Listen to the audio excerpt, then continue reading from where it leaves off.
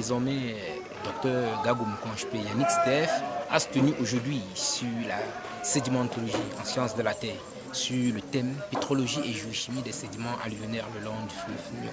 Ce travail a consisté de montrer que le fleuve Nion parcourt une distance de 690 km avec des multiples particules comme les alluvions superficielles qui peuvent donner des informations capitales sur la provenance, l'état d'altération et l'estimation de la pollution dans ce secteur.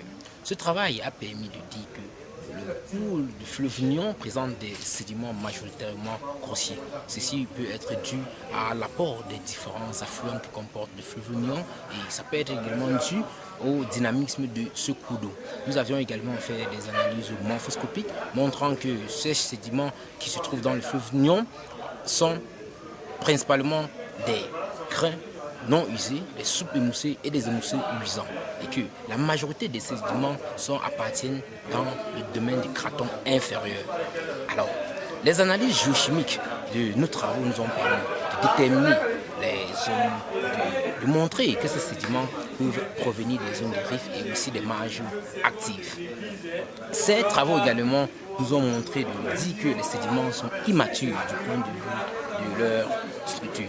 Et enfin, les sédiments du fleuve Nion peuvent être également très importants dans la mesure où elles peuvent être utilisées dans les industries de verrerie, étant donné que la teneur en silice dans ces échantillons sont composées entre 80 et 90%. Ce qui est d'ailleurs plus important, c'est que ces sédiments également peuvent permettre de faire des forages en ce qui concerne le calibrage des différentes zones de filtrage pour des châteaux d'eau.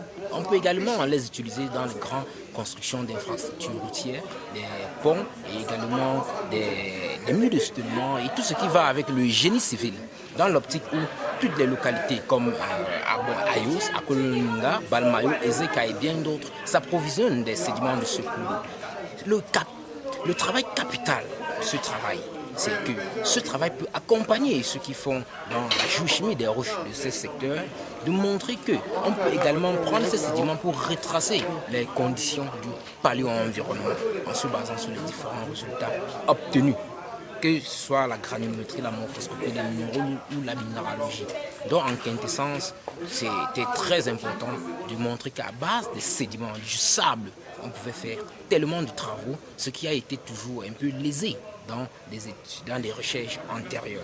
On voudrait ressortir ces paramètres, mettre en exergue aujourd'hui et montrer qu'à base des sédiments, on peut faire des choses très essentielles que les gens qui travaillent sur les roches, que ce soit ici métamorphiques et également granitiques, peuvent utiliser ces résultats pour faire une corrélation et dire avec affirmation, sans risque de se tromper, sur la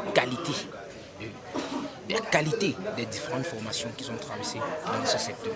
Sur ce, je vous remercie.